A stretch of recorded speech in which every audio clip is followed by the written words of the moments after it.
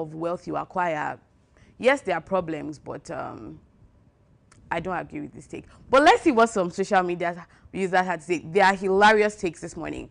Gentleman had this to say: why money doesn't bring happiness is because we don't know when to stop. Human wants are insatiable, so we're always going at it, right? You have 6 billion, which is enough. Next thing, you start eyeing 15 billion. So true. Why won't your headaches increase? Have that money and know when it's enough for you. I don't think that human beings can ever be satisfied with just, having just that. They always want more. They always aspire to get more. And so human wants are insatiable. We're always going and going and going and going. We don't know when to stop. All right. Habibi of ABJ had this to say: money is an instrument to any type of life you desire. I agree. If money does not bring happiness, I would be sad in a Lamborghini. Okay. I wish you all the best. All right. So Sedge Tech Inc. had this to say: I'd rather have money and have problem than be broke and still have problem. Well, I understand that money, the Bible even says that money answers all things, but why be broke and still have problems? Or why have money and still have problems? Why don't you just pray to, be okay? All right. Emmy Stephen had this to say: true happiness comes from living a fulfilled life. I agree with this. True happiness comes from living a purpose-driven life. True happiness comes from God. This is an amazing take, that you don't find fulfillment in money or in the things that you have. You find fulfillment from doing what you came to this life to do. This is an amazing take. Still on Kiss Daniel. All right, still on Kiss Daniel. He is said to be expecting a child. And social media users are so funny. They came out with funny takes on that. Here's what, he had to say, and here's what another social media had to say. I'm a little bit overwhelmed, expecting another bundle of joy. Hope say, nah girl. That is what Big Sammy had to say.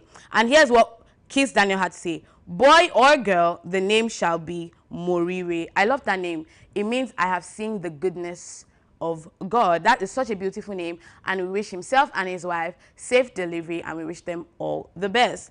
Now to Saga and Likorose. If you don't know them, they're former BBN celebrities or housemates, yes. And they make very interesting content together, lovers content, I would call it. And over the weekend was her birthday, and she was explaining, she was shalalaying to, the fans that her and Likorose are not what we think that they are. They're just partners, and he's her brother. Here's her statement. Speaking candidly at an event, Likorose made it clear that while she shares a deep bond with Saga, romance has never been on the table. People ask why I don't date Saga. I'm like, have you seen us? That's my gossip partner, she said. Once I leave here, I'm texting Saga, and we're going to laugh about this. All right, I love their relationship. She says that they're not dating. That's fine, but I would want that to happen. Anyways, here's some reactions from social media on the whole issue. Sauce Don, sorry, excuse me, Tito has this to say: she literally just described a life partner.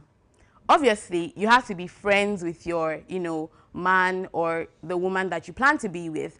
And for you to be able to call him after, that interview and be like, oh, guy, do you know what happened? Do you know what happened? Obviously, maybe. I'm shipping that real hard. Sweet Apple Hill had this to say: you two are so cute together anyways. You see, even the internet is shipping them together. Saga and Likorose, make this magic happen. Give us our heart's desires. Let's have a hashtag for 2026. We're pumped, we're happy, we're excited. All right, another take is by Miss Yemi. We have seen and heard such stories that later ended up in marriage, e.g. Mr. Lateef Adedimeji and his wife. If you don't know Mr. Lateef Adedimeji, he's a Yoruba actor, and his wife, Mobimpe. When, this was also happening, she would say, oh no, he's just a friend. Oh no, we're just co-workers. They're almost 3 years married, if I'm correct. And the marriage is beautiful. I really love, you know, their bond. So Saga and Likorose, don't you think that it's time for you to maybe give us what we want? All right. Every love begins with friendship. So you know what to do, Saga. You know what to do, Likorose. You know, let's have fun, okay? Love is in the air, guys. Priscilla Ojo and her Tanzanian prince are set to get married in this month, on the 17th of this month, and they came out with the most beautiful pre-wedding shoot. I love this shoot. They look absolutely stunning. They look so good. I love the infusion of the Tanzanian flag into the Yoruba outfit. It's so beautiful. Here is what, you know, some social media users had to say as well. Just Blessing says, probably the longest wedding ever by a Nigerian. Miss Ma'am. Okay, they've been dragging this wedding since last year. Don't you people think it's time to quickly, let's have this wedding and forget that it happened? All right? Probably the longest wedding ever by a Nigerian. It's entertaining though, and they're so obsessed with each other. I just love how they love each other. They're so vocal about their love. They don't hide it. I just love their love, really. Stephanie A.O. had this to say, this look is so creative. I absolutely agree. I love the fact that they added the Tanzanian flag print inside the Yoruba attire. It looks so spot on, so shiny and beautiful. The garment looks extremely expensive and elegant. Well done. Like I said, I just love how they, you know, merge their two cultures together, the Tanzanian and the Yoruba. It's so beautiful, right? Raham Atiza had this to say, the attire is beautiful, so much attention to details. Yes, and the fact that the Tanzanian flag color was highlighted, like I said, it's a beautiful look, just so elegant, so radiant. It speaks royalty, and I love that for them. All right, that is all I have this morning for you on the Trend Watch. Thank you so much for watching. Back to Ebi and Something in the studio. Welcome, Murayo. Hi, Samson. You have Good been morning. on a very long journey giving us entertainment gist this morning. It's a lot is going on the social media scene. But the most important story, which I picked, is the shippers talking about Likorose and Saga. For me, it has been going on for far too long. I think they should make it quick. We want a wedding. I mean, social media users are planning a wedding for them already. But why do you people always do this? We don't always do this. Why do you Nigerians do this? Once you have content from two people, the next thing, let's get married. No. They should get married. This always happens. No, Ebi, I think. How are you sure these people are compatible? Because they are just having content. I could be running content with Samson, but it doesn't mean we'll make a good couple. But the content looks like they are getting along so exactly. well. It looks so good. You are not there. But she just tells us that their friendship when they get is married tight. now, and Kasala come, you people will say, no, they will know how to why manage. didn't you? They will know how to manage that. Exactly. We will not have to hear about the... Well, another interesting one is the fact that the Tanzanian flag was embedded into the Nigerian costume. That makes look it so it speaks interesting royalty. to see. I love it. It sits well. I love it. It's but beautiful. you know, talking about people are waiting for the wedding, I actually thought the wedding was over. Until I saw this, I'm like, I thought we're done they with had it. gotten married in Tanzania. Oh, they had a court wedding in Tanzania. They have a wedding. Nigerian wedding, a Nigerian traditional wedding in Nigeria. They have a traditional Tanzanian wedding in Tanzania, and then like a little after party. I think it's going to be a year-long event. The way, let's give them with time. the look of things. It's a big African wedding. So are we supposed to now be encouraging our people to get married to other African people? Maybe we could see a Yoruba and a Russian wedding. Well, maybe. Don't we already have that? We shall see. All right, thank you, Murayo. Thank you so much. All right, the show is still Daybreak Live on Dominion Television. Don't forget, you can join us live by subscribing to our YouTube channel. Follow us on all social media platforms. It is at Dominion Broadcast on both Facebook, YouTube, and of course Instagram, TikTok, and X. On X, you can get us at Dominion Cast. All right, we're straight to sports this morning as Toluwani Abe will be taking us through the world of sports. And of course, let me tell you that Shooting Star Sports Club took, they couldn't get a victory over Ikorodu City yesterday as their chance of playing in the continent took a very huge blow yesterday. Toluwani, how are you doing this morning? Good morning, Samson. Good morning, Navy. Manic captain, the ball at his feet. Fernandez steps up. Manchester United take the lead against the run of play.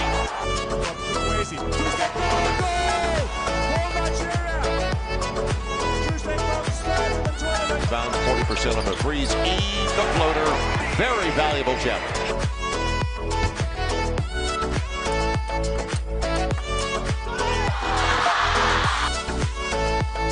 Higher outputs, impressive long-run pace and testing. In action later today, so sports highlights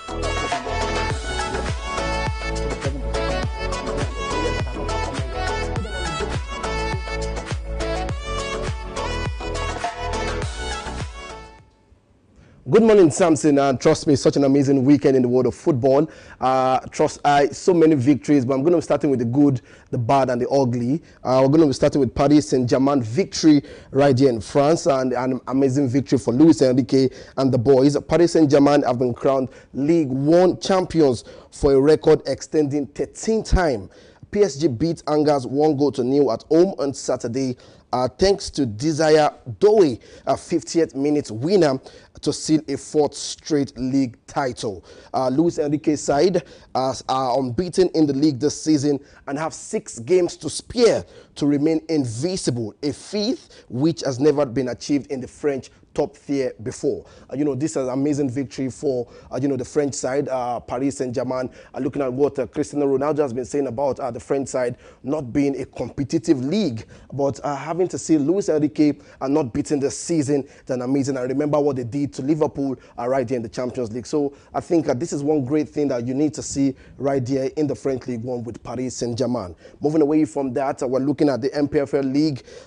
Over the weekend on Friday, match day 32, we had an amazing game in the MPFL League. Atland, where really, they needed that win to win that game against Kano Pillars because they were struggling with relegation, and they won that game on their home soil, 2-0. And also Bendel Insurance against Rangers ended that game in a goalless draw. Moving away from that quickly, also match day 32 and the weekend game, we have Plateau United against Kwara United, 0-0. We have Rivers against Remo Stars. This game was one game I'm sure everybody were looking forward to see who's going to come out on top. But like I said, every time on the MPFL log and stats, one thing I've noticed is that every home team have a chance to win on their home turf. Now, if you're looking at this result, you will see that all the teams right here playing at home, have all 3 points or maybe a draw. And Rivers United against Remo Stars was one game we're looking forward to because Remo are sitting on top of the table and also Rivers are chasing a little bit tail-to-tail to see, if they can clinch that title right there. Also moving away from that, Lobby Stars against Sunshine Stars ended in a 1-1 draw. We have Castina United against Bayelsa United also in a 1-1 draw. We have Niger Tornadoes against El Kanemi Warriors ended in a 2-0 victory for Niger Tornadoes, and also Nasarawa United against Aqua United ended in a 2-0 victory for Nasarawa United. Eyimba against Abia Warriors ended in a 2-1 draw. And moving away from that, at 3SC Shooting Stars, I'm sure our Ibadan faithfuls were expecting that victory right there against Ikorodu United, a revenge. But come on, they could not see that to do in that beautiful game. The game ended in a goalless draw. Now, quickly looking at the table, Remo Stars are, exciting because, they're sitting on 60 points, first on the table with 31 games played already, 18 goal difference. Also, like I said, Rivers United, if you look at that game, they needed also to win to see if it's possible to catch up right there with Remo Stars. They're sitting second on the table. Abia Warriors third on the table with 50 points. Shooting Stars also trying to fight for the continental ticket are sitting fourth on the table with 40 points. Rangers International sitting 46 points, fifth on the table, and Ikorodu City sixth on the table with 46 points. And that's the table right there. And like I said, also Atlant United tried all their possible best to win that game against Kano Pillars, and right now they're sitting 17 on the table. Moving away from that quickly, we'll be moving straight into the Premier League. Beautiful action in the world of football. Trust me, we saw the highs, the low, and the mighty fall. I'm going to start with Aston Villa against Nottingham Forest. The game ended 2-1. I remember Aston Villa are also trying to fight for the Champions League spot, likewise Nottingham Forest. An amazing side. Nottingham Forest doing great things in the Premier League this season. Everton against Arsenal. Wow. You might want to say, I want to put it that Arsenal were trying to see if they can try to see a chance to get into the battle with the Galacticos Real Madrid. And one of the reasons why we saw this game pan out like this in a 1-0 draw. But there are controversy in this game for that penalty for Everton. Also, Crystal Palace won to Brighton of Albion 2-1. We have Ipswich, who are trying to see if it's possible. But right now, I can say it's done and dusted. Wolverhampton Wanderers against Ipswich Town. The game ended 2-1 on their home turf. Also, West Ham United against Bournemouth. That game ended in a 2-2 draw. Ivan Nelson giving, Bournemouth that needed goal right there to see that game out. Also, Brentford United against Chelsea, a struggling Chelsea side for me. After the old promises of Enzo Maresca promising Chelsea, we're going to get a Champions League spot, we're going to fight for the Premier League trophy, but that game ended in a goalless draw. Also, moving away from that, we saw Southampton defeated to Tottenham Hotspur 3-1. Ben Johnson and also Matthias Tel getting that goal right there for Tottenham Hotspur, and also Southampton with the 90th minute Fernandes. That's to let you know that Southampton right now are relegated. They are done and dusted right there. Also, shocking victory. Trust me, I say shocking victory because Fulham won to Liverpool 3-2. It has never happened before that you see Liverpool lose, to a side like Fulham. But football, anything can happen. That game ended 3-2. Ryan Sessegnon, our very own Alex Iwobi, and also Muniz getting that goal right there for Fulham, and also Liverpool, McAllister and Diaz, Luis Diaz getting that goal right there for Fulham. Manchester derby.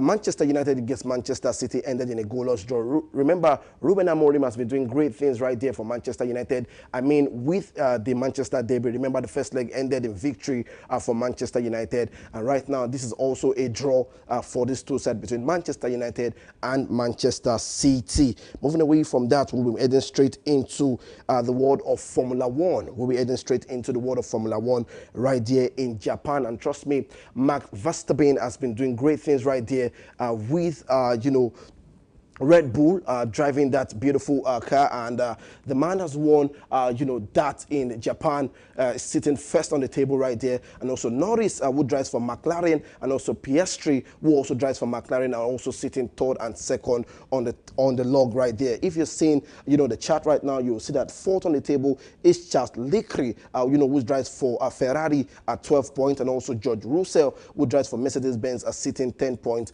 right there on the table in the Japan race. Max Verstappen, congratulations to you, for doing great things with, your ride in Japan, the Formula One. Also, quickly, we have so much to look at for in the world of basketball, and that is coming through from the Kalari Conference Ball Season 8. The Kalari Ball Conference Season 8, and, we are seeing our very own, Rivers Hoopers. Nigeria are doing great things right there, and also Stade Malien in Mali also doing something fantastic. But let me let you know that that game ended in full time 81 points to 60 in favor of River Hoopers right there. A full time draw to Stade Malien in Mali, 60 points. So they are doing great things there. Also, if you're looking at Kelvin Amaya, the man also is doing great things there. Rivers Hoopers, Nigeria, also 88 points. To Morocco, Fus de Rabat, also 82 points. Like I said, Kevin Amayo are doing great things there. The player of the match, he has been doing fantastic thing there. 23 points, 23 points, 2 rebounds, and 4 assists. Is the player of that game between River Hoopers and Fus Rabat right there. 88 points to 82 points. That's the result right there in the Kalari Basketball League Season 5. Samson, amazing weekend. It was an amazing weekend, from the NPFL down to the English Premier League to basketball to Formula One. That's amazing results right there. And of course, the Eyes and Mighties in the APL, had their fair share of bad results over the weekend. But then I want to engage you on the game between Shooting Star Sports Club of Ibadan and Ikorodu City. Yeah. It was an amazing chance for Shooting Stars to, cement their place in the top 3 in the NPFL yesterday, but they couldn't get maximum 3 points. And of course, there were a lot of brouhaha that happened after the game. Ikorodu City being, having to stay back till late in the night before they got out of the stadium. Fans revolting, saying they paid so much for the game, and of course, they are not getting the desired results. Now, the point is, yesterday, the coach had the opportunity to make so many changes. The players played below par, and of course, fans were complaining. What do you think is the next way forward? Do you still think Shooting Star Sports Club of Ibadan still stand a chance of, getting to play on the continent? Oh, yes, it's still very much possible. Mathematically possible. But then not really feasible if you look at looking at, Ramos. I mean, Shooting Stars not doing great things, with that victory right there. But I will let you know that that Ikorodu City issue, with Shooting Stars started from the first leg. We saw what Shooting Stars, faced. I mean, the fans going ahead in Lagos to watch that game, what they faced, the brutality, the injuries with the fans and all. So, we're waiting for, let's see what will happen when you come down to Ibadan. So that's the situation there. And, we said, if you can injure our own fans coming to Lagos, I think we need to do the same thing too. But that should not be the case in football. It should be love, peace, and unity going forward in the world of football game. Not rivalry, bitterness and trying to injure one player or the fans here and there. So that's the situation that happened right there. But I'm expecting Shooting Stars to go ahead to get a victory. All right, one more point before you go this morning, Toluwani. The fact that the referee was changed maybe 2 days to the game. A Northerner was meant to refer the game, but of course, someone, a female referee from Ogun State was brought in to refer a Southwestern derby involving a team that is almost in Ogun State, and now that of Oyo State. Now, the fans are saying the referee was a little bit biased as regards officiating, talking about penalty calls that she waived and overlooked. That could have been the Shooting Stars' golden opportunity to get to cement their place, on the log. Now, it's right there. Do you think Shooting Stars should complain? This is not the first time they're having such complaints. Do you think it's that time the management stand up and do something about this? What I'm going to say about it's not even the management right now. We're going to look at the situation of the MPFL board.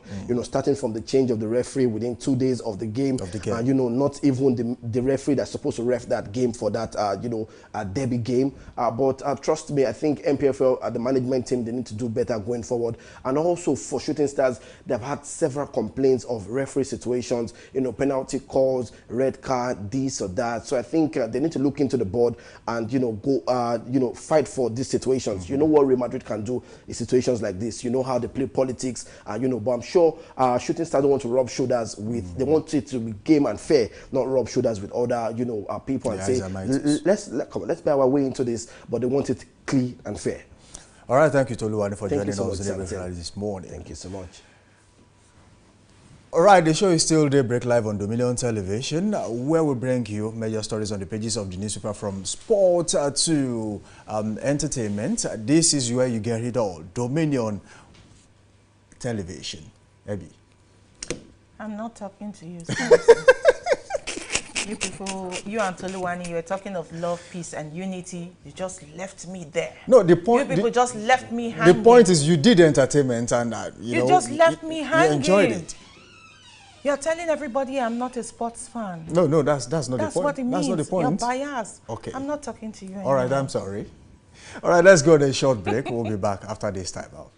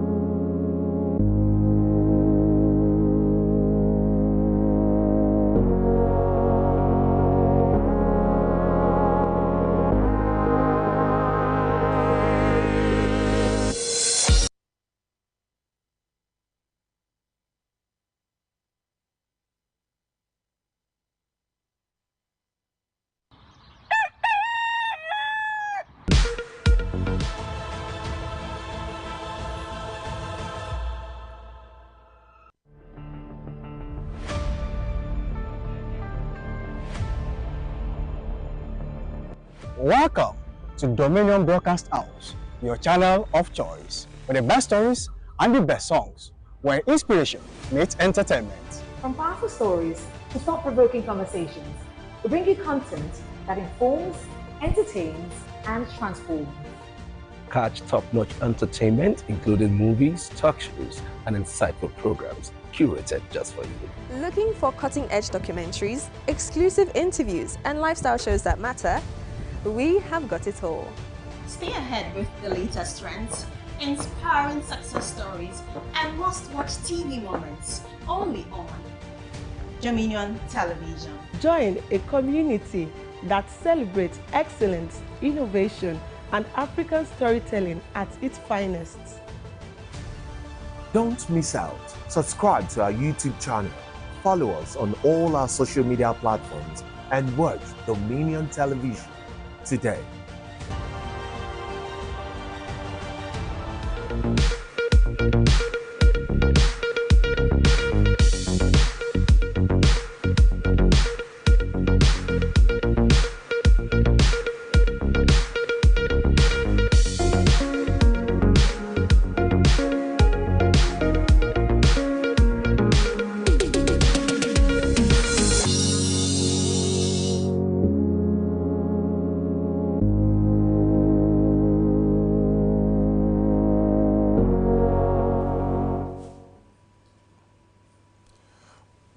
Welcome back from that short commercial break. The show is still Daybreak Live on Dominion Television, where we'll take you through major stories on the newspaper, on the pages of the newspaper, and of course, we take you through entertainment and sports. Now, to the analysis segment, as I have with me in the studio this morning, Amuda Musbudin, who's also known as Plateau. Good morning to you. Good morning. Thank you for having me. Good to have you in the studio with us this morning. We'll be talking about major stories on the pages of the newspaper, and of course, we'll take your opinion on what you feel about these stories. And I want to take you to Edo State this morning before we do stories in Oyo State. And of course, in Edo State, the former NBA chairman, Olumide Akpata, who was also the gubernatorial candidate of the Labour Party in the recently conducted election in Edo State, has said he chose not to challenge flawed system. That's coming about the election, as the PDP actually challenged the result in court. Your take on this? Why do you think he should actually stand a chance of probably gaining his mandate back if he thinks it was stolen from him due to perceived issues with the election process? Well, first and foremost, Mr. Olumide Akpata is a lawyer, and not just a lawyer, a senior member of the bar for that matter, so he understands how the court processes work. But then it's a tried position in law that equity definitely avails the vigilant and not the indolent.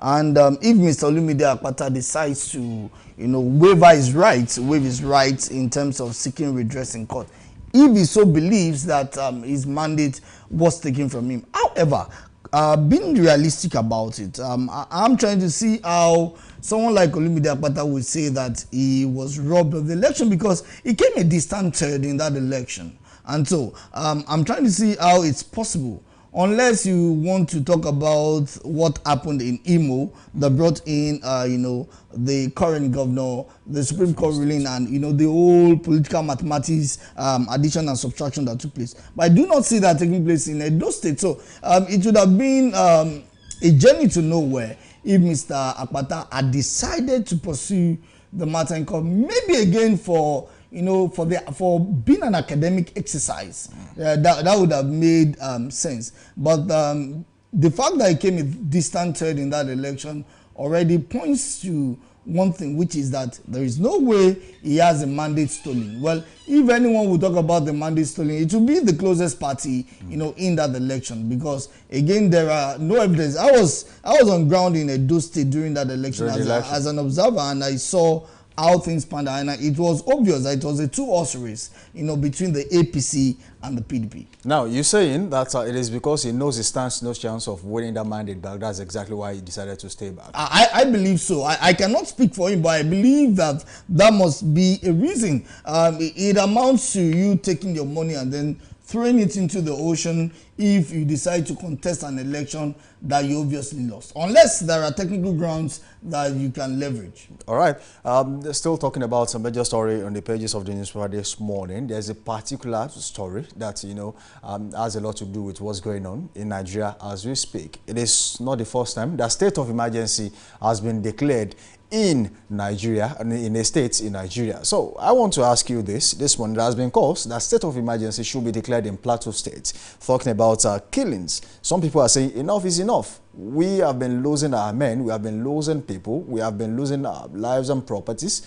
I think it is time you, as the presidency, declare state of emergency in Plateau State. Do you think issues going on, bordering on insecurity in Plateau State is enough reason to declare state of emergency in that part of the country? Now, first, by virtue of Section 305 of the 1999 Constitution as amended, there is nothing wrong in declaring a state of emergency. However, Section 305 is not explicit about the extent of the powers of the president in terms of that. Interestingly, there have also been matters that have been brought to the attention of the court. In the First Republic, there was a declaration of state of emergency in the Western region. And there was a matter between, I think, Majekodumi, that was brought to court. And the court, using the purview of the 1960 Independence Constitution and the 1963 Republican Constitution, said that, well, the parliament, which had the powers of declaring state of emergency at that time, can determine what the set of facts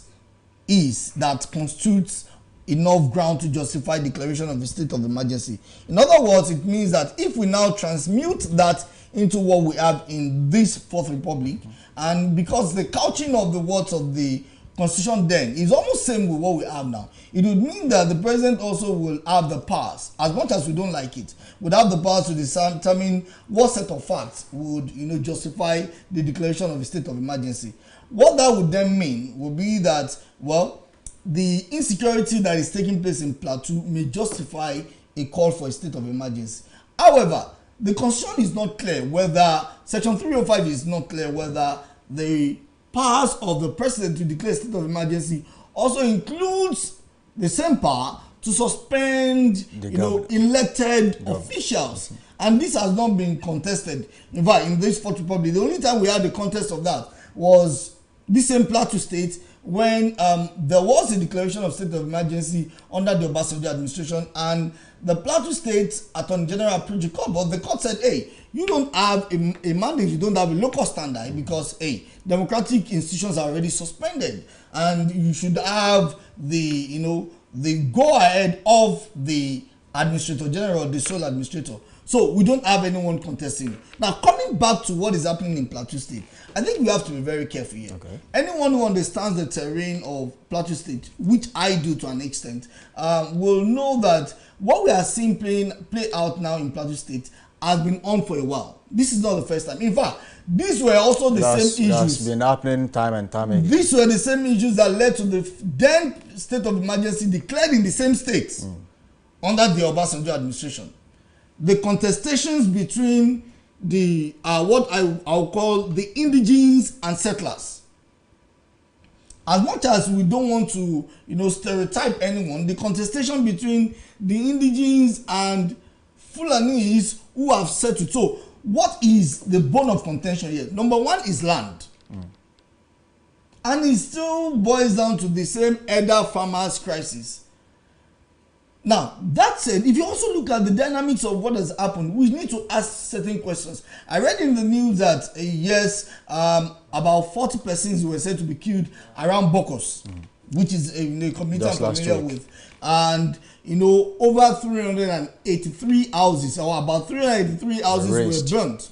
Now, by virtue of curiosity, I tend to witness what happened, the crisis between Modakeke and Ife.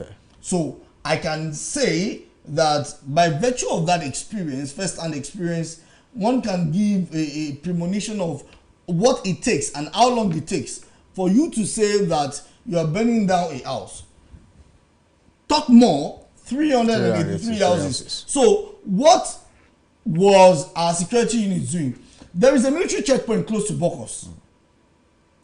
Why was the response time very low?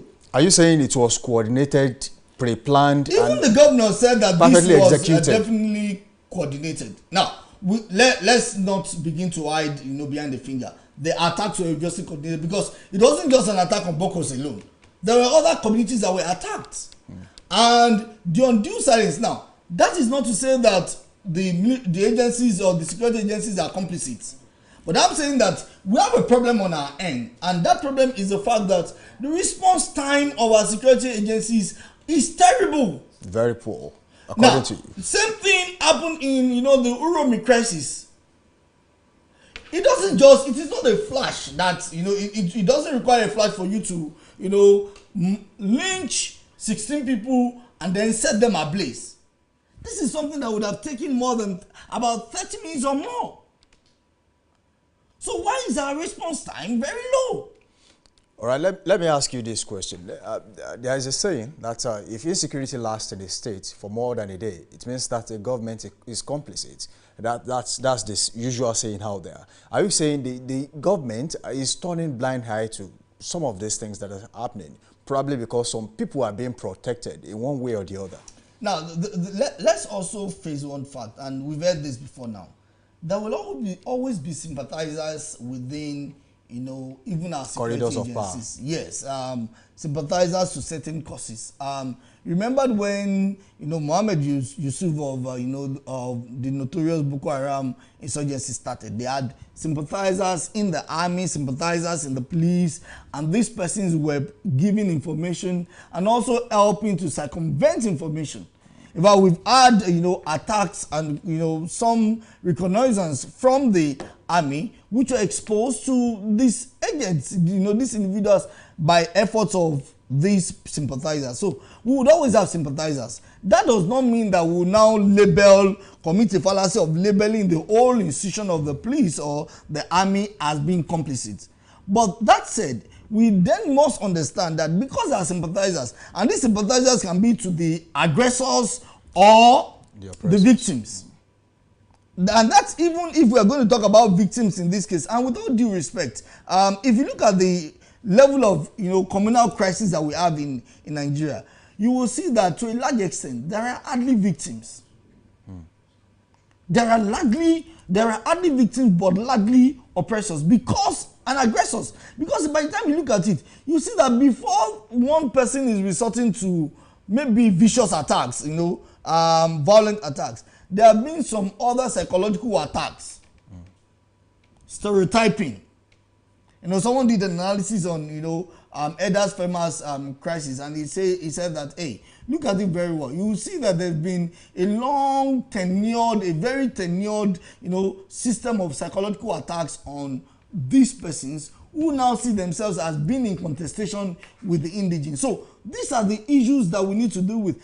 And I tell you this, we know what happened in 2000 and, between 2001 and 2005 in Plateau State.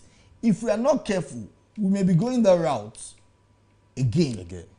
So there is a need for government to step in. And by government, I mean the federal government to step in, not necessarily with a state of emergency, but you can declare a state of emergency on insecurity in Plateau State and ensure that those who are perpetrating these attacks are dealt with.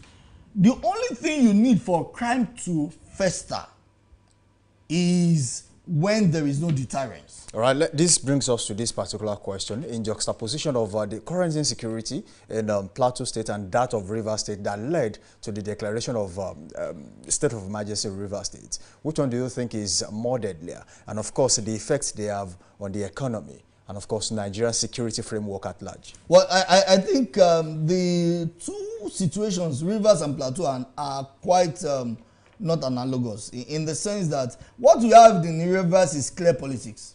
There are no mincing words about but that. Then security in Plateau State, isn't that politics enough? No, that's not political. Because it is clear that you mentioned it, that at this point, the response, the time frame with which responses were given by the security agencies seems to be a little bit poor, judging by the fact that these things must have gone on for more than 30 minutes, going to an hour for these heinous crimes to be committed. Now, if this is not politics, then what is it?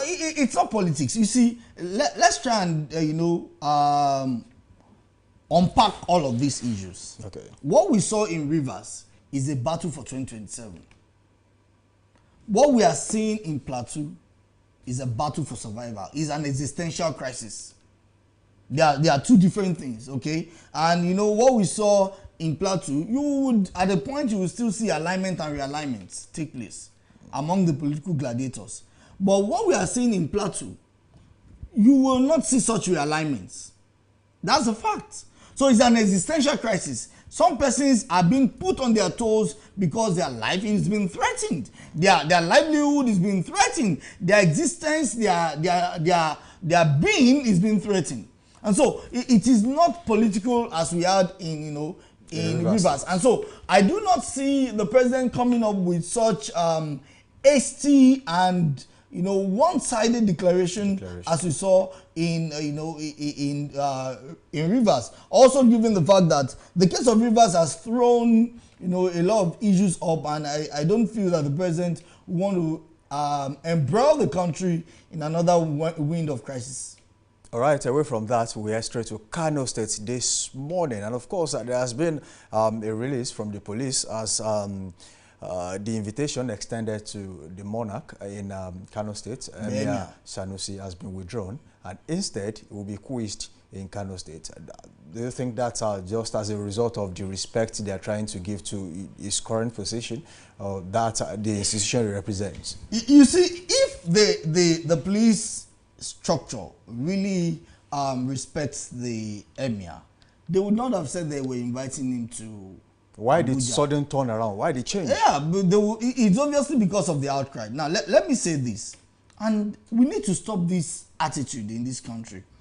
When sensitive political matters happen, you begin to transfer to Abuja. Remember what happened in Ile-Ife between, the locals and, some Hausa traders, and how the matter was transferred to Abuja. Okay? That was, I think, 2017 or so. We also saw how this whole Uromi crisis, there were attempts to transfer it to Abuja. And you ask yourself, there are police command structures in each state. In each state. Why do you need a commissioner of police when you would have to transfer matters out of the state? Are you saying that the commissioner of police is incompetent? Enough. If he's not competent, then why not remove him?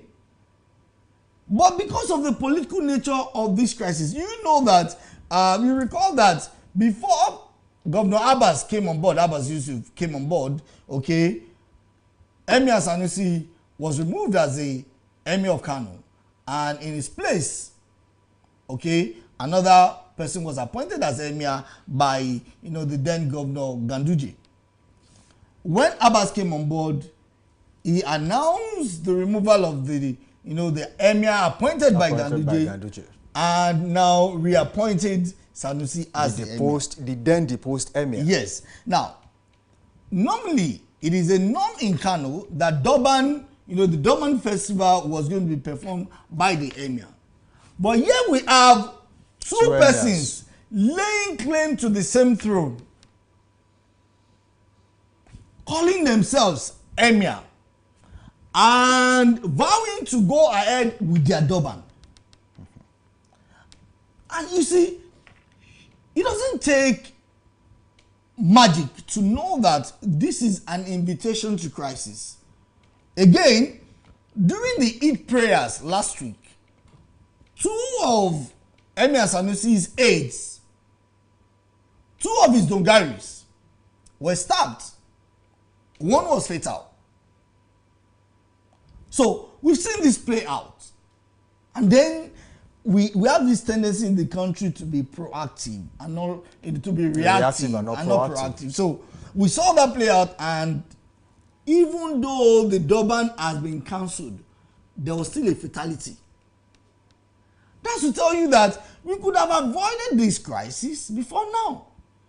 We know that it is extant that a governor has the powers to appoint a monarch or remove a monarch. So why are we having the issues of, there are two monarchs or two emirs in Kano State? Why? It is purely political. And so we have seen the alignments and realignments also going on in the north. On the ground of this, So you see persons like, you know, the man from Kaduna, El Rufai, you know, making his own moves along the line that, oh, the APC is trying to cause disaffection and, of course, crisis in Kano State. And then you see those who are also against, you know, Emir Sanusi going along the route. You see some statements also being made by Emir Sanusi, you know, against the APC government and all that. So all these are largely political. But there was no need by the, you know, the police IG or the police structure to invite the Emir to Abuja when there is a police command in Kano. All right, Plato, let me ask you this. Two emirs at loggerhead, government backing one, the other being backed by the old administration in Kano State. What effect is this going to have on the traditional institution in that particular state, especially Kano as a city? It's the same effect that it would always have. The way we have so much bastardized our traditional institutions. It's even unfortunate that the North is one of those areas or one of those regions where these institutions, now the kind of respect, the kind of reverence that these, particularly the Emir of Kano and the Sultan of, you know, the Sultan of Sokoto are given. That's not to talk of, you know, other emirs like Emir of Zauzau and the like. So imagine how these tools are now being rubbished and made a mockery of, because some political actors and gladiators feel that it is, you know, just for them to go ahead and, you know, play their game, all in the name of politics. So these are serious issues per se, and it would mean that people will continue to lose respect. Haven't we wondered what exactly is the role of our traditional institution, our monarchs in Nigeria as a country? What is their place in the constitution? What place do they have? So they are just there. In fact, let me even shock you that. Are you saying these positions are beginning to look more ceremonial than official? It is not beginning to. They are ceremonial, because even the emir, okay, is still under the tutelage of you know, a local government chairman. That's to tell you of how bad it is. So a governor can wake up tomorrow and say, oh, I want to remove so person. And that's all. It does not matter. There is no regard to the institutions, you know, the king making institutions and all that. No. So it is at the behest of whom the governor is. We see how these persons are even appointed, you know, into the traditional stools. We saw, for instance, what played out in Oyo when, you know, before we had this Alaafin installed, and the politics that has gone into it. We saw what played out in Ogbomoso. That particular topic takes us straight to Oyo State this morning and takes us to Oyo Town. Over the weekend, history was made. Records were rewritten. We have a new Alaafin in Oyo Town in person of His Imperial Majesty Oba Akim Owade I. And of course, there has been quite a number of congratulatory messages to him. But then, let me ask you this question.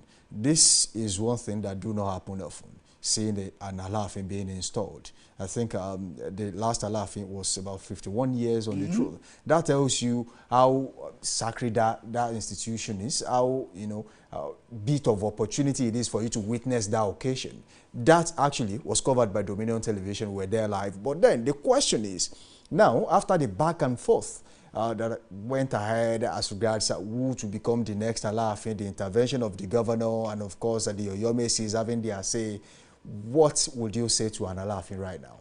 And what do you think should be his primary objective, having been given, you know, the mantle to lead the people of Oyo? Well, that is quite simple. First, there is a desecration of our traditional institutions, and it's highly important that whoever occupies the Alaafin stool, and, you know, His Majesty, I do not like the use of that word imperial. That's quite colonialist. You know, for our traditional institutions. His Majesty Oba Akim Owade, you know, Ikuba Bayeye himself, understands the assignments, which is the protection of our cultural institutions. You see, while I understand the whole place of civilization, you saw some things that played out there. When you know, Igubabaye was coming on, you saw the guard. Yeah. Okay. When he wanted to see it, he was adherents. Okay. Because he's the custodian of traditional history. Yes, it's not just traditional history, but of course of Shango and its elements. So we saw that play out. Now, to a large extent, many of us would think, oh, because of our religious inclination and all that. When Athens was going to host 2008 Olympics, I think, or 2004, we saw how the whole Greek nation showcased to the world their pantheons. Poseidon, Venus. We saw how they showcased it and we were saying, wow. But then when we come to our home front, we are always saying, oh, that's barbaric. So I think the major assignment for the Alaafin is to protect that traditional institution. Revive the institution. Yes, as much as possible, protect that institution. One issue that came before him, which I heard him talk about, was the Alaafin's palace. That palace is over 2 centuries old. Over 200 years. Yes. And he's planning to renovate. And he said he's planning to renovate. So what some of us are looking at is how he's going to renovate to bring in the vibe of the new. Why not losing a touch of the old? This is going to be a yeoman's job, really. If you have been to the Alaafin's palace, reminds you of a lot of things. It connects you back to the roots.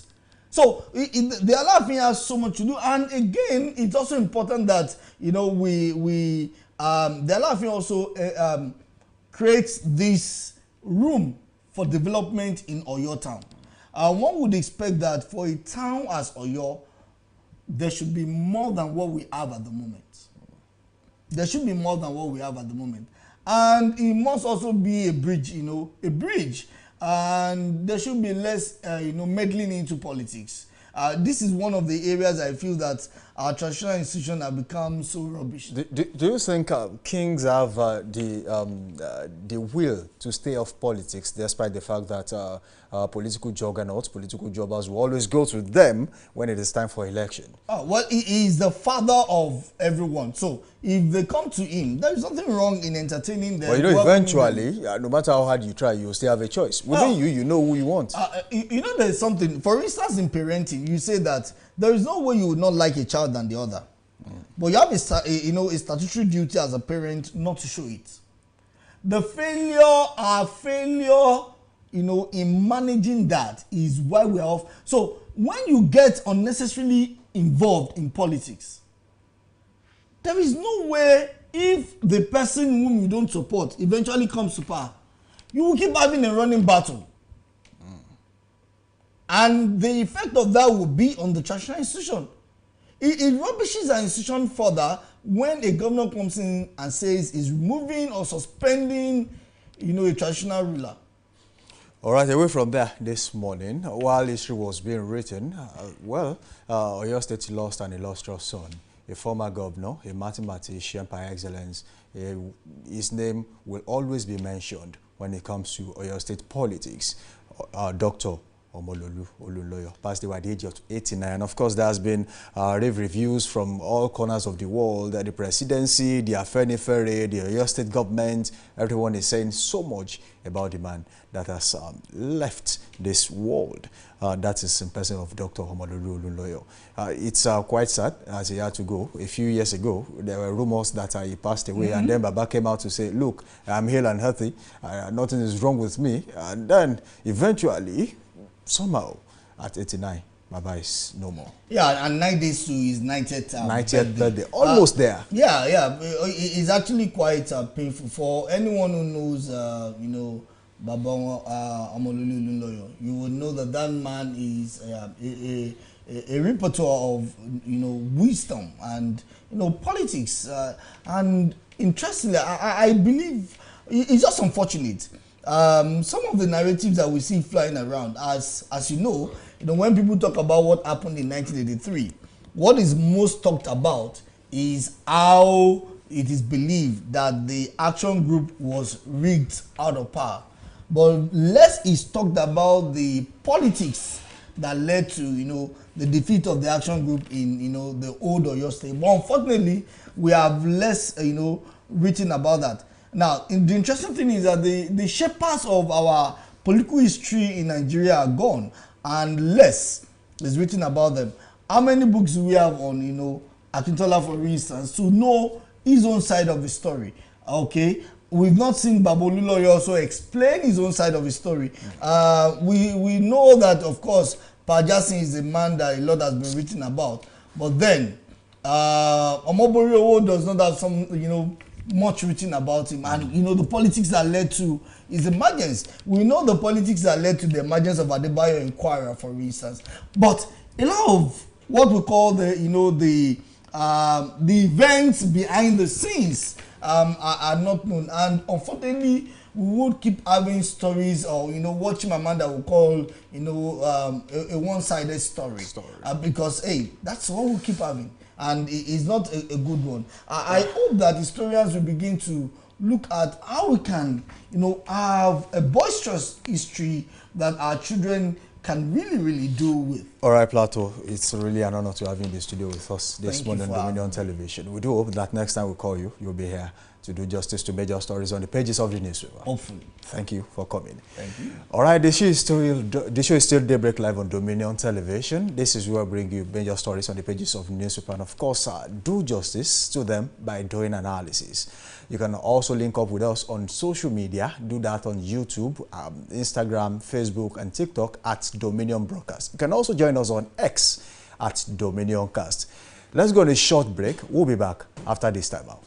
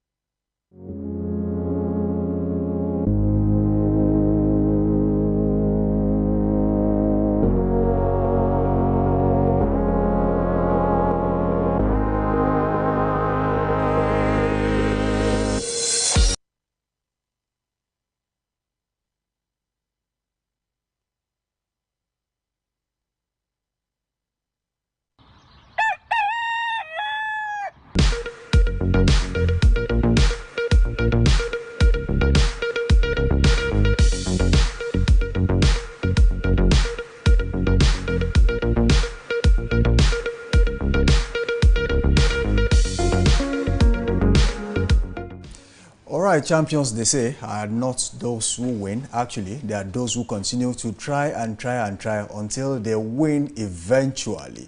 That's what we say here on Dominion Television. You keep trying until you eventually become a winner. Absolutely. It is time to draw the curtains on today's edition of Daybreak Live on Dominion Television. We say a very big thank you for being a part of this journey. This is the maiden edition, and of course, we have so much in stock for you. Just keep it locked on this dial, Dominion Television, which is going to be your channel of choice from now on, Ebi. Yes, your channel of choice, Dominion Television, and by the grace of the Almighty, we'll be here tomorrow. I hope you had fun watching. Please don't forget to like and drop your comments and your views about what you think about Daybreak Live. Our handles on Facebook, Instagram, and YouTube is at Dominion Broadcast. On X, you can find us there at Dominion Cast. See you same time tomorrow. And we'll say, God bless Nigeria. All right, I'll see you tomorrow, as Ebi said. Until then, I say keep being good, keep being safe, and of course, keep being out there. Samson Balogun is my name. Ebi Dickinson.